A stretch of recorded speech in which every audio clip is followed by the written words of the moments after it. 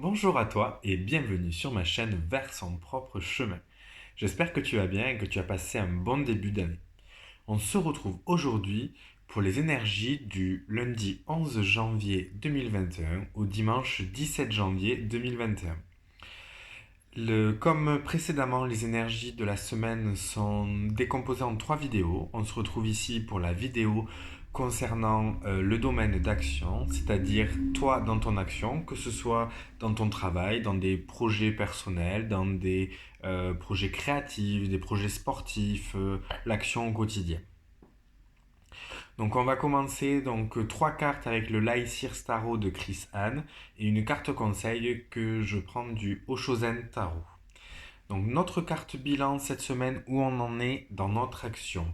On a le 8 de Pentacle. Ce 8 de Pentacle va ici venir nous dire qu'on est dans une phase de préparation, une phase d'apprentissage, qu'on est dans une phase où on va commencer à planifier, où on va être très concentré, où on va être très studieux, très professionnel pour ceux qui travaillent, très professionnel aussi dans les projets personnels. On est attablé à notre table et on travaille, on pose les choses. On avance peut-être lentement, mais on avance sûrement et savamment. On acquiert des compétences, on acquiert des savoirs pour pouvoir justement mener à bien notre projet.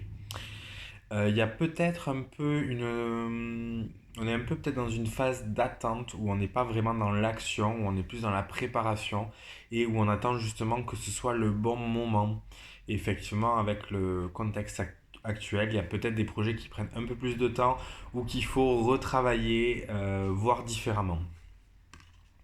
Et justement, en parlant de voir différemment, les énergies propices cette semaine, on a le 3DP. Le 3DP qu'on avait déjà eu en novembre, je crois, ou en décembre, à cette place. Ici, j'ai un peu l'impression que ce 3DP nous dit que ça va secouer, mais que on a les ressources en nous pour passer cette tempête. Et je pense aussi que pour certaines personnes, ce 3DP nous dit peut-être,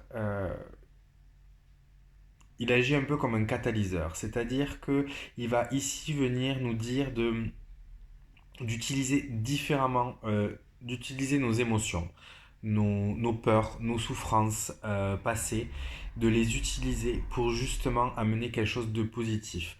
Les utiliser, en fait, se servir de cette expérience, même si elle a été douloureuse, même si elle nous a fait mal, mais se servir de cette expérience pour justement amener notre projet aujourd'hui, peut-être débloquer l'attente qu'on voit sur cette carte.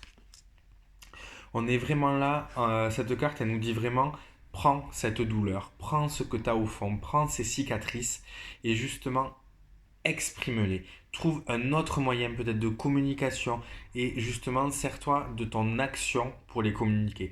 Donc influence ton projet avec ces cicatrices, avec ces émotions, avec ces idées. Vraiment nourris-toi de ces expériences passées pour justement aller vers du mieux, vers du positif, vers autre chose. Qu'est-ce qui va être un peu plus challengeant cette semaine? Ce qui va être un peu plus challengeant cette semaine, nous avons le 10 de coupe. Avec ce 10 de coupe, tout d'abord, on voit que ce qui peut être un peu challengeant, c'est justement de ne pas se laisser emporter par cette émotion. Parce que si on se sert des émotions qui nous ont blessés, qui nous ont fait souffrir, on peut peut-être avoir tendance à justement se relaisser submerger par ces émotions et ne pas être dans le contrôle de ces émotions et donc que ce ne soit plus au service de notre projet, mais que ce soit qu'elle nous entraîne, qu'elle nous submerge. Ça va être aussi peut-être un peu difficile de profiter du chemin justement de notre projet parce que surtout si on est en phase d'attente et qu'on ne peut pas se lancer, que on nous demande de travailler avec des choses qui ne sont pas forcément très agréables, eh bien, profiter du chemin, profiter du moment présent, profiter du partage, ça va être compliqué.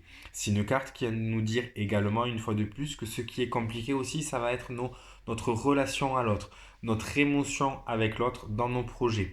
Donc, on a vu dans les trois tirages que cette semaine, ça va être très compliqué, que c'est beaucoup plus une phase introspective, solitaire, que une phase où on va pouvoir co-construire notamment les projets, mais aussi peut-être les relations, qu'on a besoin d'un peu plus de temps pour soi, pardon.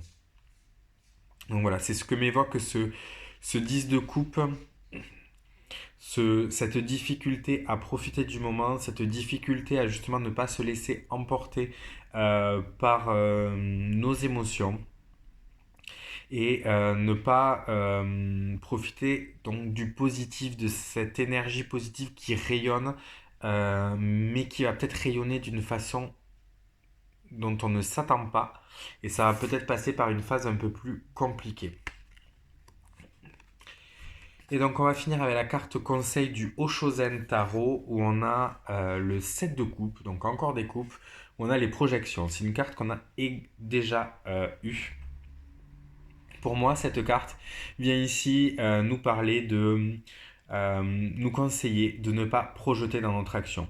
Notamment si justement les expériences passées reviennent, si les douleurs passées, ne pas projeter, ne pas se dire ah ben j'ai déjà connu ça, ça va forcément finir comme ça sert plus à rien.